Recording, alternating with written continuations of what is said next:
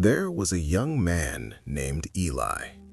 He lived in a small, quiet town where dreams were whispered but rarely pursued.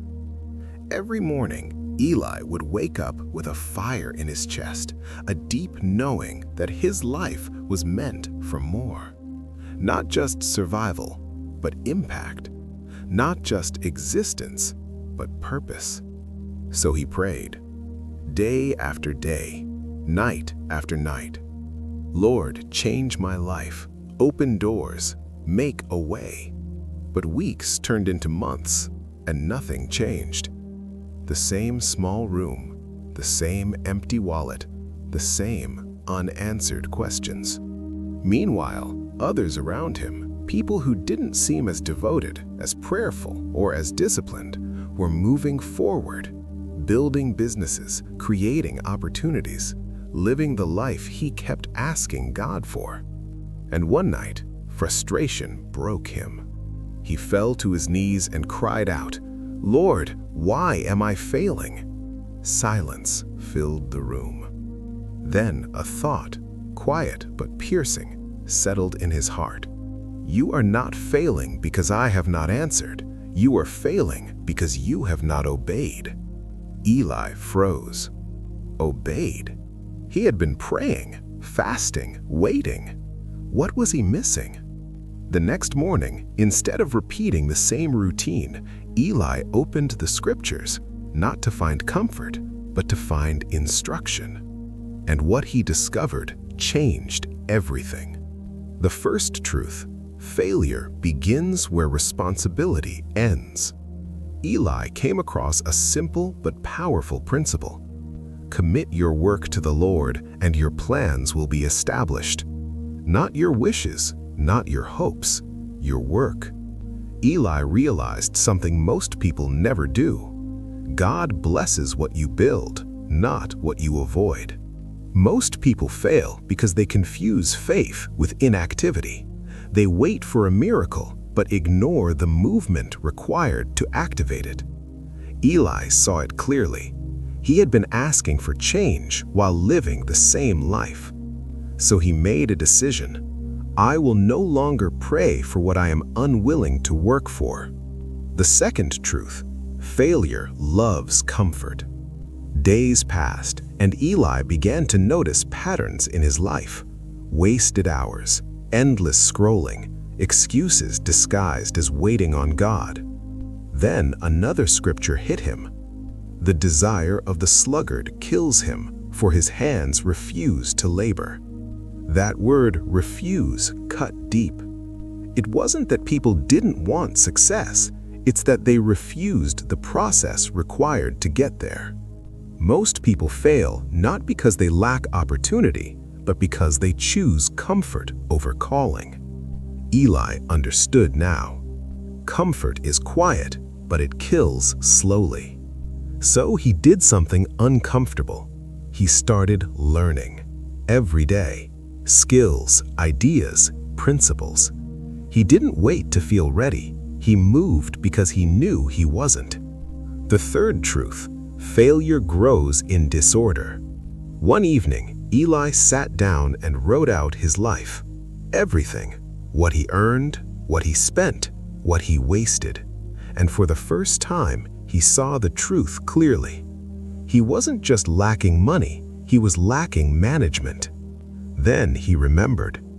For which of you, desiring to build a tower, does not first sit down and count the cost? God was not just a provider, he was a planner. Most people fail because they never sit down long enough to think. They react, they spend, they drift. But success is intentional. So Eli began to plan. Small steps, clear goals, daily discipline. Nothing flashy, but everything changed. The fourth truth: failure multiplies in fear. As Eli started moving, doubt crept in. What if this doesn't work? What if I fail again? What will people say? And that's when he remembered a powerful story. A servant who was given something and hid it. Not because he was lazy, but because he was afraid. And the result, he lost even what he had. Eli realized something most people never confront. Fear doesn't just stop progress, it steals potential. Most people fail because they protect what they have instead of multiplying it. So Eli made a bold choice. He would act even if it felt uncertain. He would move even if it felt risky, because doing nothing was no longer an option. The fifth truth: failure follows the wrong voices. As Eli grew, something else became clear. Not everyone around him wanted to grow. Some mocked him, some doubted him, some pulled him back into old habits.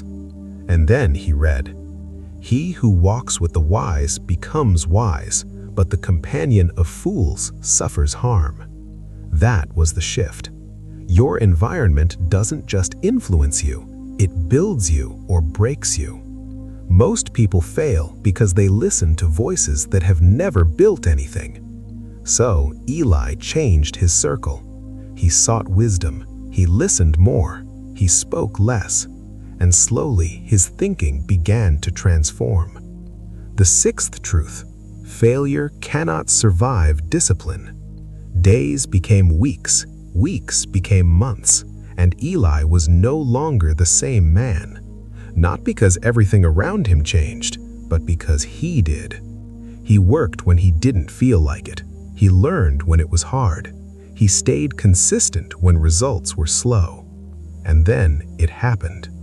Opportunities appeared, doors opened, provision came.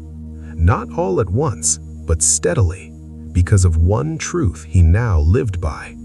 God gives the ability, but you must apply it. The final truth: you won't fail if you refuse to stay the same. One evening, Eli stood where he once felt stuck, but this time everything was different. Not perfect, but progressing. And he understood something he wished he knew from the beginning.